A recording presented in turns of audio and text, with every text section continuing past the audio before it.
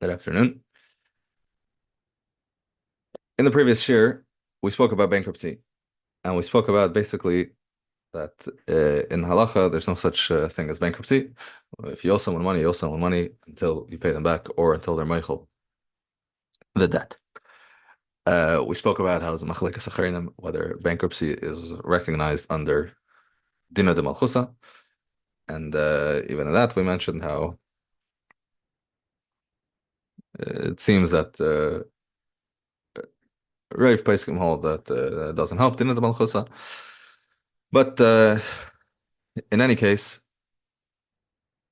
Now, let's move on to another shiloh. So, someone owes you money and they declared bankruptcy. So, they're not paying you back. Um, Even if you take them to Bezdin, it might be difficult to extract any money from them, especially since, unfortunately, as we know, there's some people who don't listen to what Bezdin says. So, the shiloh is there anything you can do to take matters into your own hands? And get back some of what's owed to you. Obviously, this question is relevant not only to a situation where you're someone owes you money, declares bankruptcy. It could be in any case where someone owes you money or someone stole something from you. So that's what we want to explore today. So this shaila about bankruptcy was asked to, and the tshuva is printed in the Shailas Tshuvas B'Tzela Chachma or B'Tzal Stern. It's a Chilek Gimel Simin Kuf Chav Daled, and this is the Shaila as it's presented there. Reuven is the person who's asking the Shaila. Reuven is a paper merchant. He's a paper salesman, and he sells paper wholesale. Thousands of reams or cartons or whatever at a time. One of Reuven's customers, who had a large account with him and owed him a lot of money, declared bankruptcy. So after he declared bankruptcy, this Reuven, the paper salesman, was not his only creditor. He had larger fish to fry. He had bigger creditors, and with them, he made some kind of pshara. He paid them back whatever they were able to get out, and Reuven ended up with a nominal amount, basically nothing, from the thousands, if not, that doesn't say an amount, but you can imagine a significant sum of money that he was owed. Okay. So he declared bankruptcy. Reuven says beferish that there was no mechila, there was no pshara, there was no nothing. He declared bankruptcy, so he didn't pay him back. But I'm not Michael. I was never Michael the debt that he owes to me. Okay, life goes on, and Shimon, the bankrupt debtor, continues. I guess gets back on his feet, and he continues to buy paper from Reuven. So Reuven comes to B'Tzal Stern, the Baal B'Tzela Chachma, with the following shaila.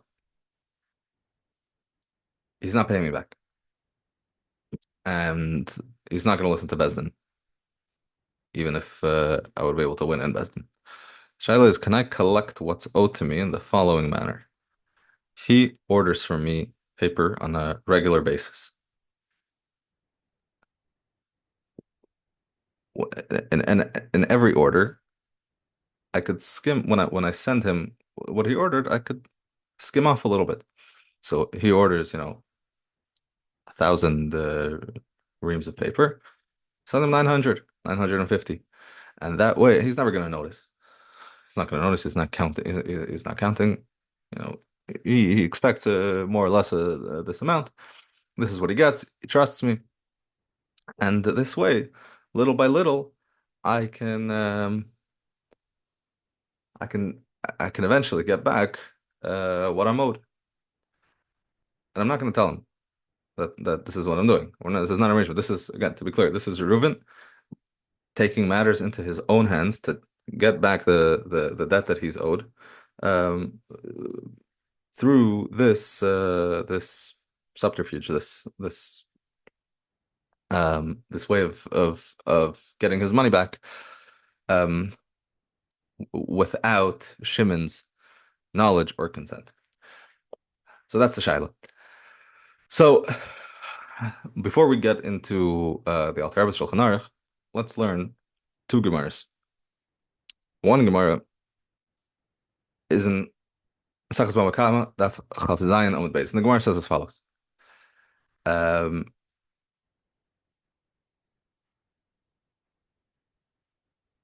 Shalach le Rav Chisda le Rav Nachman. Rav Chisda sent a shaila to Rav Nachman.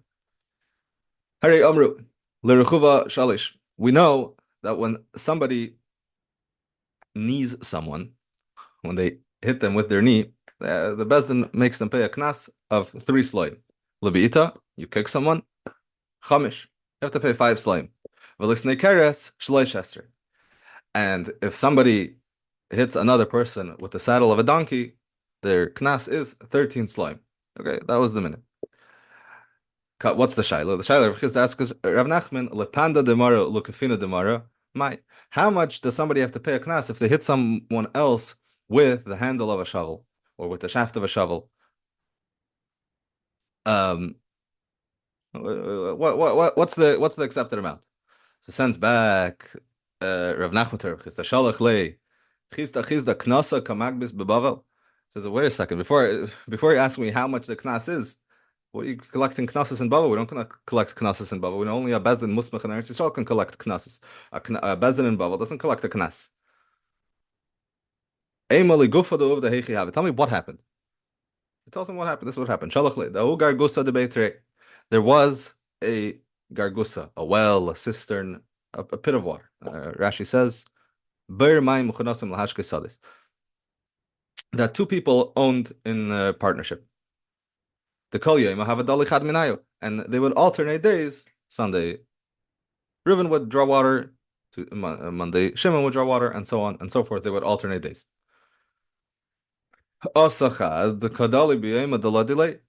So one of them came and he showed up on the day that was not his and was taking water. Amar lei, so his partner said to him, today is my day. He ignored him. So he took a shovel and he hit him with the shovel to make him stop. So that was the story. So now the shaila is, how much does he have to pay as a knas for hitting his partner with a shovel? Amar Leir, Nachman says back to him, he should hit him with the shovel another 100 times. Even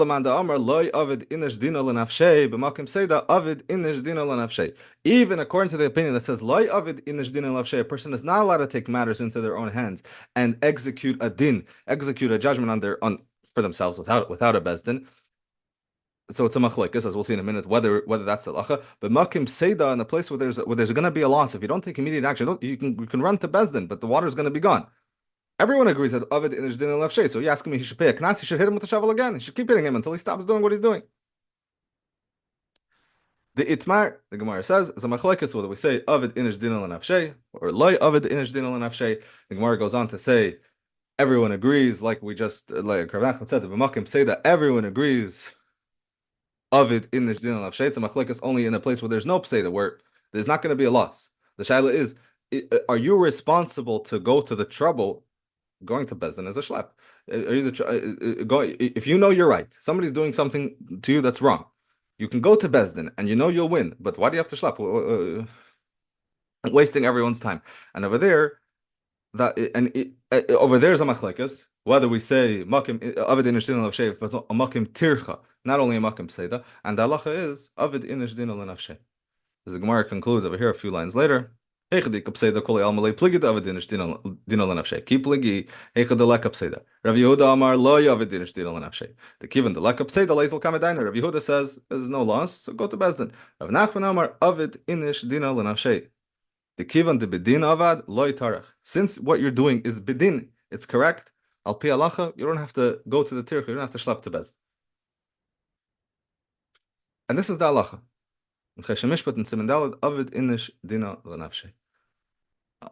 Obviously, there are certain rules, as we'll discuss further, but the basic halacha is Avid Inish Dinah Nafshay. That's one Gemara. There's another Gemara in Maseches Brachas. Tafheim with base. Another story. Rav Huna takifulei arba mea dana chamra. Rav Huna lost 400 barrels of wine. They went bad. It's obviously a tremendous loss. Oh, legabe Rav Yehuda chud Rav Salah Chasida. So he went to Rav Yehuda. Rabbonim of Amrle Rav Adabar Hava Rabbonim. Okay, two different versions of Gemara who he went to, but he went to other Amoraim to tell them what happened.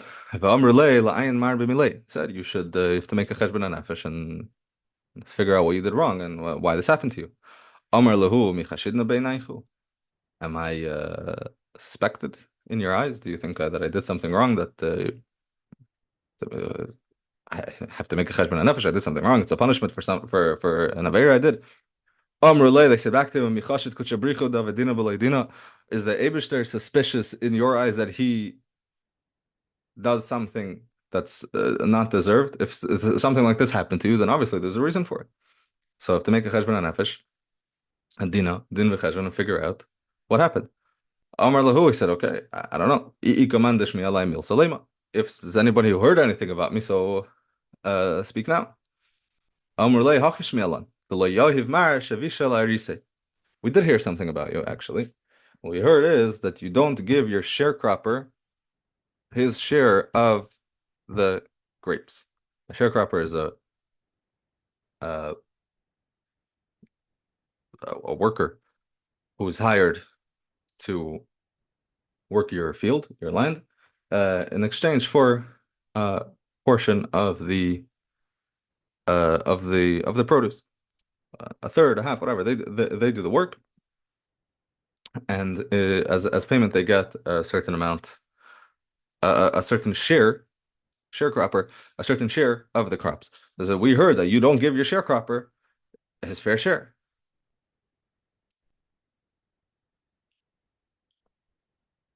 Okay. Amar lahu. So he said back to him, how did he respond to the charge? He said, it's true. But he steals everything from me. He doesn't give me my fair share. So he steals everything. Then when it comes time to divide the fair share of the crops, of course I don't give him his fair share. He's stealing from me. So we're dividing whatever's left. I don't give him what he was supposed to get. I need to salvage something for myself.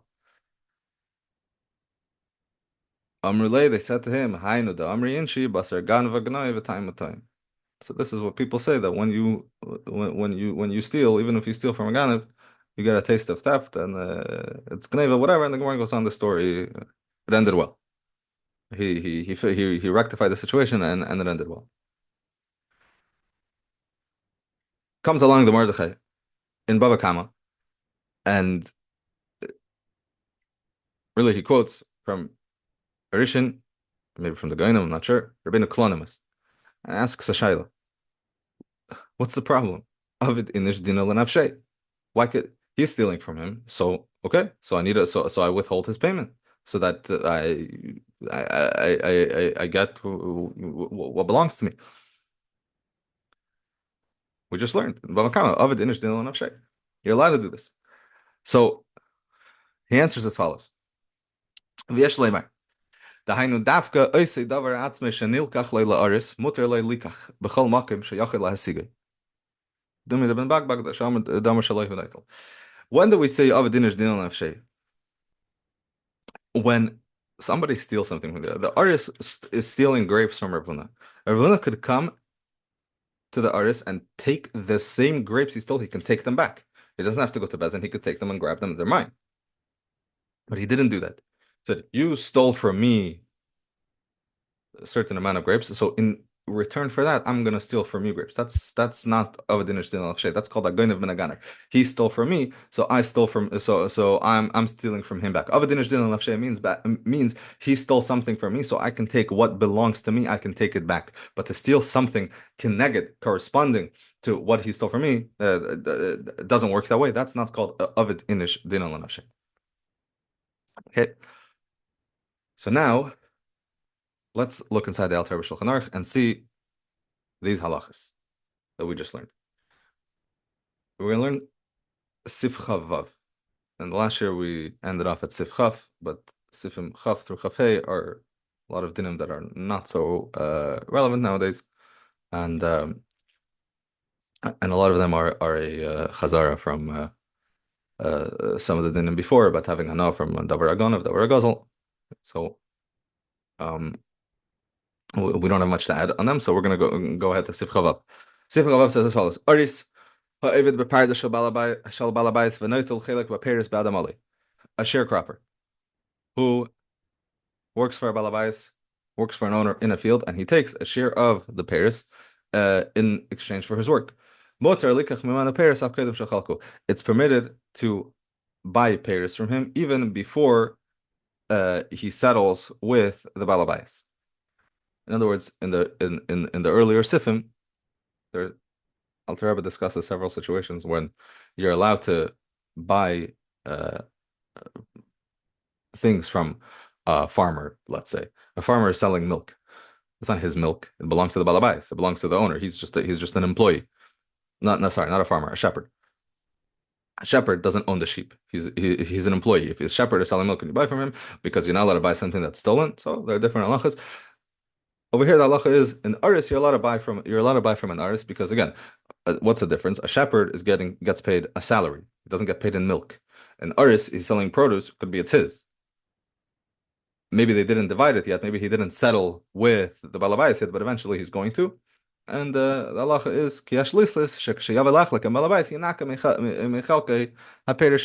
because you can assume that he's an honest person, and when he comes time to settle with the balabayis, I'm going to take my 30%, my 40%. I'm going to say, oh, by the way, I already sold the certain amount, so I'm going to take it off from my share. And there are some machlokes. Some say that you are allowed to. Some say, yeah, Alter Rebbe brings that you're not allowed to because he might not take it off from his share. He'll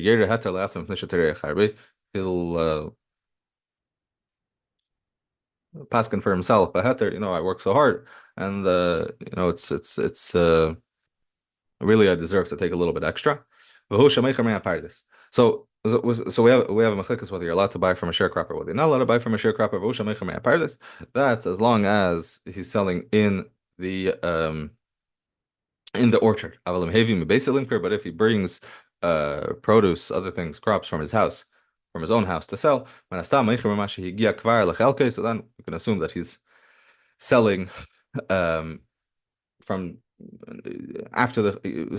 something that's already his. It's already from an earlier settlement that he made with the balabais, an earlier division, and that's okay to buy. And the Alter Rebbe says one should be concerned for this second opinion. That's more machmer, that you can only buy from if he brings it from his house, not if he's selling it in the pardes, in the orchard. So to anything similar. Okay. Sif Chav Zayin. If the balabayas comes to his attention that the arius, the sharecropper, is stealing crops, is stealing pears from the orchard. This is the story of Rav Huna. He's not allowed to dock it from his share when the time comes to divide it up. Elo al pi bezdin. You have to take him to bezdin. Even though you know that he's stealing from you, and there's no question the bezdin is going to say you're right and he has to pay you back. Nevertheless, you have to go to bezdin. Over here, we don't say avid in the you cannot take it into your own hands to steal from the aris a corresponding amount to what he stole from you. You're not allowed to steal from a ganav. You're not allowed to steal from a gazlan. Even if he stole from you and you're returning the favor and stealing back from him, unless you're stealing the actual item that he stole from you, as we'll see in the next halacha, you can't steal a different item that corresponds to what he stole from you, or of a corresponding value. At least you have to take him to bezdin. And if you dock it from his share, diminish it from his share, that's in a manner that's not al pi bezdin, or without consulting a bezdin. So then you're not You're not taking what he took from you. You're stealing from him in return from what he stole from you, and that's called a geniv and a ganav.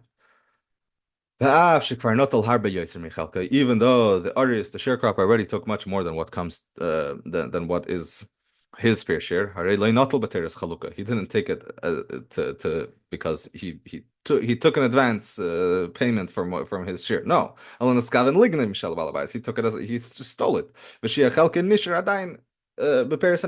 And my share, I didn't touch my share yet. My fair share, my 30%, my 40%, I'm still gonna get what I'm taking now. He's stealing it. He knows he's stealing it. Because the sharecropper and the balabais, the owner, they enter into a partnership in ownership of the pairs of the crops. Not lavdafka 50-50 partnership. It could be a 60-40 partnership, a 70-30 partnership, but it's a partnership. And when the balabayas takes away the aris's his portion in the pairs, he's a guy's like an agad masha, then he is stealing from him the corresponding amount to what he stole from him originally. Even though this is the halacha, the aris stole from him and he is entitled to take back what he's owed. He's not allowed to take matters into his own hands by himself. He has to do it al pi bezdin. If he'll win in bezdin, he'll be able to go into bezdin and be able to prove, which, if it's the truth, he should be able to prove that Taka stole from him. And if he can't prove it, then he's going to lose.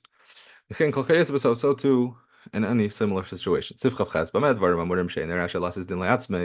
When are you not allowed to say that we don't do din la'atzmei, that we don't say when you're trying to take a different item corresponding to the worth of the item, to the value of the item that he stole from you originally. Not when you're taking the actual item that he stole from you, that the thief stole from you, that the aris. But to take the actual item that this person stole from you, you're allowed to take it from him against his will. It's not stealing. You're saving your own item. You're taking it's currently in the possession of a thief, and you're rescuing it from the thief.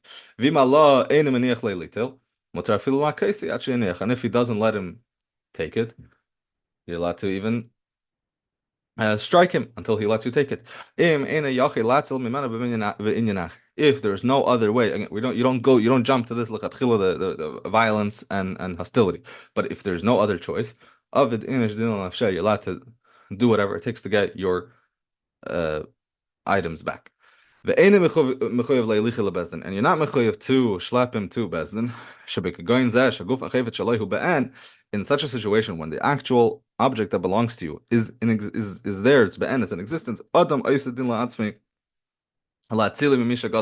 Person is allowed to take matters into his hands, to take what's his, or from somebody, even if he didn't steal yet, somebody's coming to break into your house to steal something from you. You're allowed to do whatever it takes to prevent him from doing that, or from someone who's coming to damage you in any other way. To save yourself by any means necessary, even if it comes to physical violence. And even if you can let him steal, and then you'll take him to bezdin, you'll get it back, right? You have security cameras, you have all the evidence, you'll get it back. You don't have to schlep to bezdin because you don't have to stand back and let him do it and then go through the whole process of going to bezdin. You're allowed to stop him now before it starts, or even after it starts, but to take matters into your own hands, to not have to go to bezdin. But you don't go into the gazlin's house in order to steal back what he stole from you, even if it's in a way that's of the that you're allowed to do it. That's only in the street or still in your house, but not to break into the gazlin's house and do it. Shema Yirah of Kanganav, because then you yourself look like a thief. Unless there's no other way to do it other than by breaking into his house to take it back. And in that case, even in that case, we say of and you're allowed to do it in such a manner, even if there's no other way to do it. And this is what Taisus says over there in Bava Kama. Sif Chavtas, when does the above apply? When we say Avadin Ishtilan of Shela Hatzel Beatzme, to do it yourself. Aval Hatzel Yidei Nachri, but to do it with a guy, to send a guy to do your dirty work for you, Asr B'chal Inyan, that is Asr under any circumstances. This is a Trumas Hadeshin that the Rama brings in Siman Daled in Cheshem Mishpat, and if you look in the Trumas Hadeshin, he explains why. So it's a Mechor Adavar. It's literally it's ugly to have a guy do it. You can do it yourself, but to have a guy do it for you is not the way to go.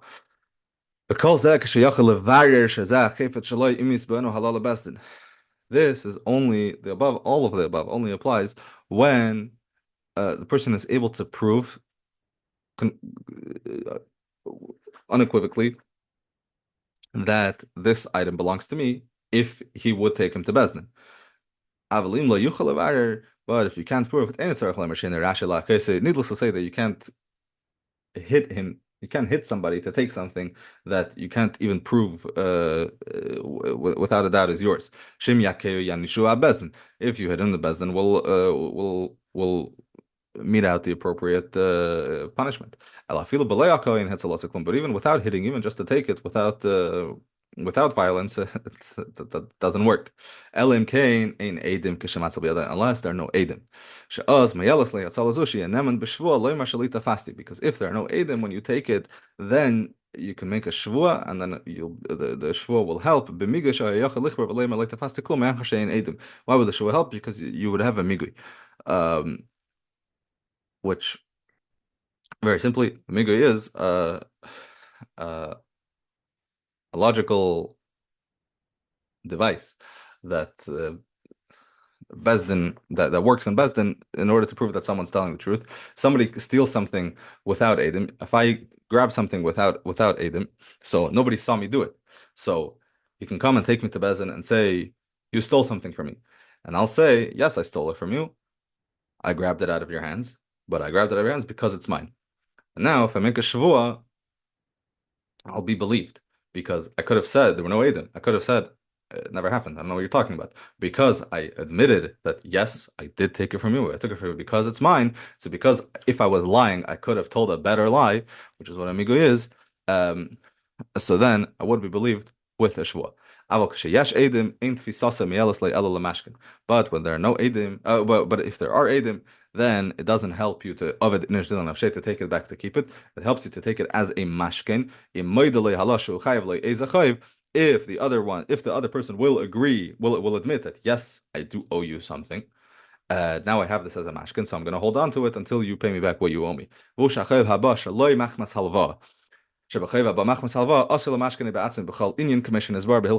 is all if it's a debt. He owes him money, like in the case that we started off with. I sold you something and you never paid me. It wasn't a loan. For a loan, you can't take a mashkin without a bezdin under any circumstances. Special din by halva, like savei el beis elavet avete. But if it's not a loan, then it could help even if there are edim, even if you can't prove conclusively that it's yours, to take it as a mashkin and then use that as leverage in Bezdin. Okay, so now let's wrap up the shiloh we started off with. Let's summarize what we learned. Avid inish dinan l'nafshei means a person is allowed to take matters into his own hands in order to take back something that is stolen from him or something that is owed to him